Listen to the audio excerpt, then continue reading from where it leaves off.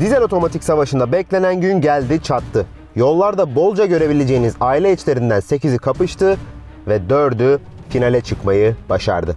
Yapılacaklar aynı. 1000 metre drag, 3. viteste 60 km/s hızda 400.000 metre rolling ve 1000 metredeki Petronas kukalarında 130 km/s hızdan yapılan frenleme. Yine Civic'in içindeyim çünkü ilk drag yarışında hatırlarsanız kendisi finalistlerden biri olmuştu. Bu finalistleri nasıl seçtik? Drag yarışlarını kazanan 2 otomobili aldık ve diğer videolarımızdaki gibi drag, rolling ve fren için karşılaştıracağız. Tekrar tanıyalım yarışmacılarımızı. Civic 1.6 ID tek motoru var. 120 beygir, 300 Nm tork, 9 ileri ZF şanzıman. Yan tarafımda Erkut abi Focus'u kullanacak. İkisini de ben finale çıkarmıştım. Erkut abiye dedim al Focus senin olsun çünkü Civic daha iyiydi. Kusura bakmayın. Focus 1.5 TDCi motora sahip. 120 beygir, 300 Nm, 8 ileri tam otomatik şanzımanı var ama bir garip bir şanzımanı var. 2 ve 3. oranı neredeyse aynı olan. Onun yanında bakıyorum Ali abi var. Astra 1.6 CDTi. Kendi drag ve rolling yarışlarında harikalar yarattı. 136 beygir güç, 300 Nm ya da 320 Nm hala net olarak öğrenemedim. Torku var. Onun da 6 ileri tam otomatik şanzımanı var. Onun yanında Onur var. 308 ile drag yarışında Civic'i geride bırakmıştı ama diğer disiplinlerde gerisinde kalmıştı. Onun da 1.6 Blue HDI motoru var. 120 beygir güç, 300 Nm tork. Araçların ortak noktası tam otomatik şanzımana sahip olmaları. İlginç bir şekilde 4 aracımız çift kavramalı otomatik şanzımana, yarı otomatik şanzımana sahipti. 4 aracımız da tam otomatik tork konvertörlü şanzımanlara sahiplerdi. Çift kavramalılar elendi, tork konvertörlüler finale çıktı. Evet, bende 6 ileri vites var. Astra'da 6 ileri vites var. Focus'ta 8 ileri vites var. Çok diyorsanız demeyin çünkü Honda'da, Civic'te 9 ileri vitesli. Tam otomatik şanzıman var. Evet, bakalım ne olacak. Klimamızı kapattık. Spor modunu aldık.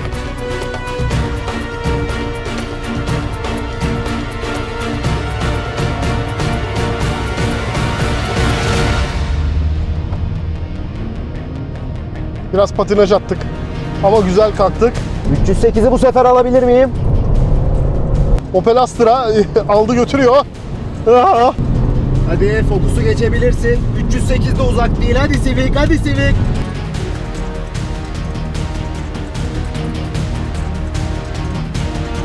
Vites geçerken çok zaman kaybediyor. Hadi, hadi, hadi, hadi.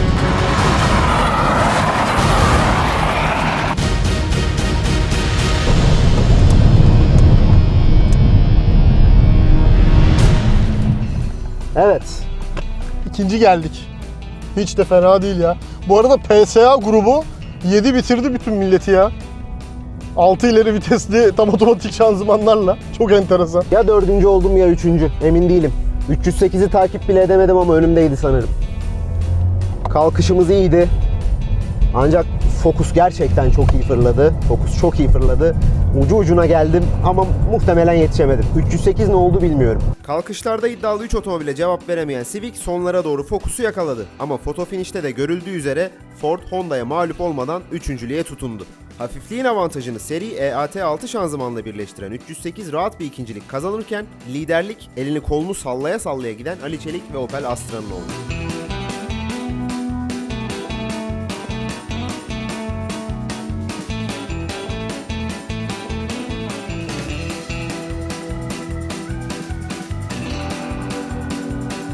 Evet, son rollingimizi yapıyoruz şimdi. Start stop yine devrede ya. Klimayı açayım. Ama bir dakika dur, klimayı açmayayım, ondan sonra açıp unutuyorum. Spor mod devrede, klima kapalı. Manueli aldık. Ne oldu? Şafak giriş yapıyormuş hala. Oho. Her zamanki gibi 60 km/s 3. vites manuel moddayız. 400 metre kukasına vardığımız anda gaza basacağız. Hadi bakalım. Hazırım ben. İşaretimi verdim.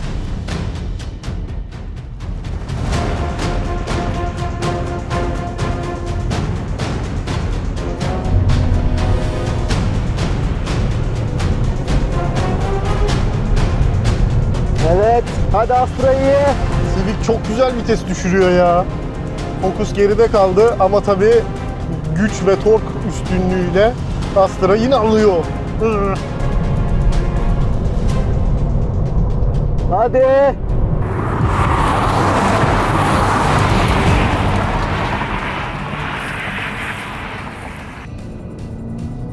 Zevkli kullanım ya. Ah, bu arada çeyrek depoyu gördük sonunda.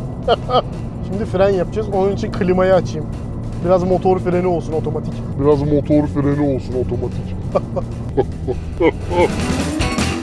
Dördüncü viteste kalması yetmiyormuş gibi biraz da geriden başlayan Focus son sırada yalnız kalırken önündeki 308 bir kez daha vites düşmede sıkıntı yaşadı ve üçüncülüğe razı oldu. Rolling'de iddialıydım ama bu sefer de olmadı. Astra ile fark çok büyük olmasa da Civi'ye ikinciliği getirdim. 6 ileri şanzımana rağmen 136 beygir güç ciddi bir artı ve Ali Çelik bunun keyfini sürerek bu Rolling'i de lider tamamladı.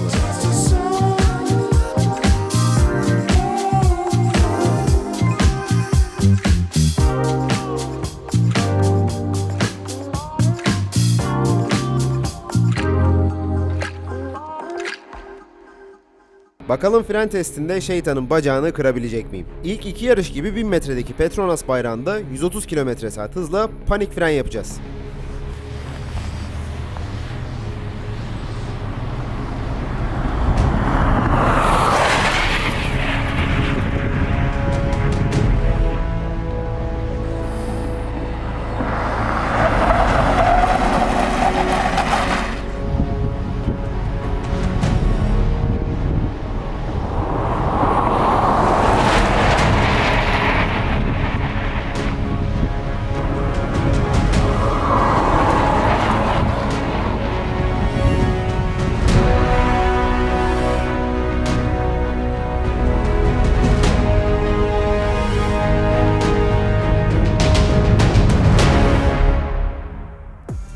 %8'de klimayı açsa da kış lastikleri yüzünden Onur yine frenlemede son sırada kaldı. Üçüncü sıra Petronas'tan Erkut'un kullandığı ve bir başka kış lastikli otomobil Focus'a giderken ikincilik Astra ile Ali Çelik'in oldu. Bu sefer biraz fazla hızlı kaçan reaksiyonlarımla Civic'i ilk sıraya taşıdım. Ama hatırlatalım, Astra ile Civic arasında 100 kilogramdan fazla ağırlık farkı var. O yüzden zafer Civic'in desek hata etmiş olmayız.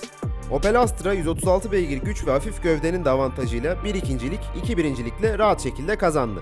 Onu dragda son sırada kalsa da frende kazanan, Rolling'de ise ikinci olan Honda Civic takip etti. Birbirlerine çok yakın olan Peugeot 308 Ford Focus ikilisi ise sırasıyla 3. ve 4. oldu. Bursa Yunuseli Havalimanı'nda gerçekleşen dizel otomatik savaşında son duruma gelin beraber bir bakalım. 8'li grubun birbirlerine göre dereceleri şu şekilde oldu.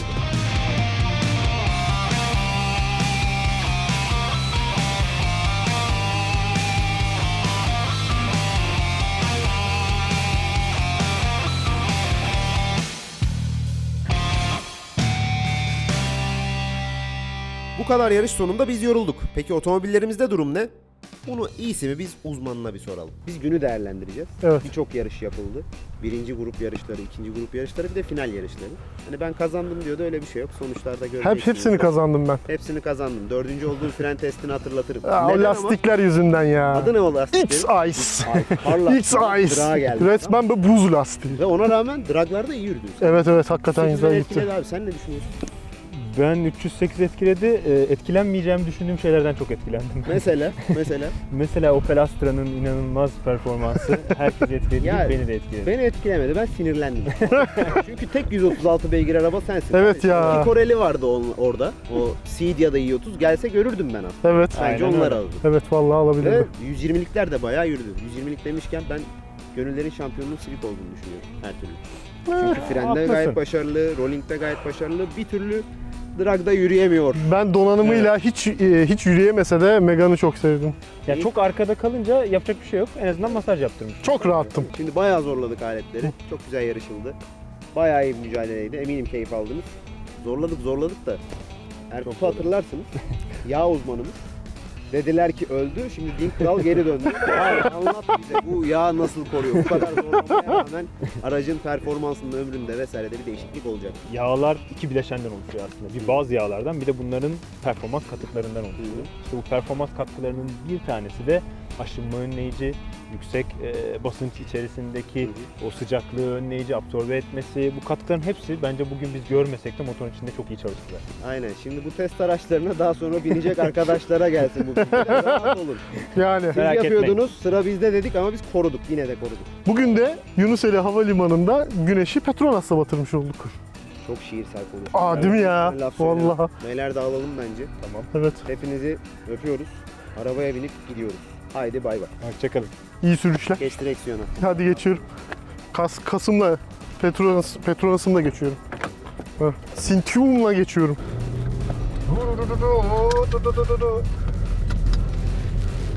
Herkesin eline sağlık.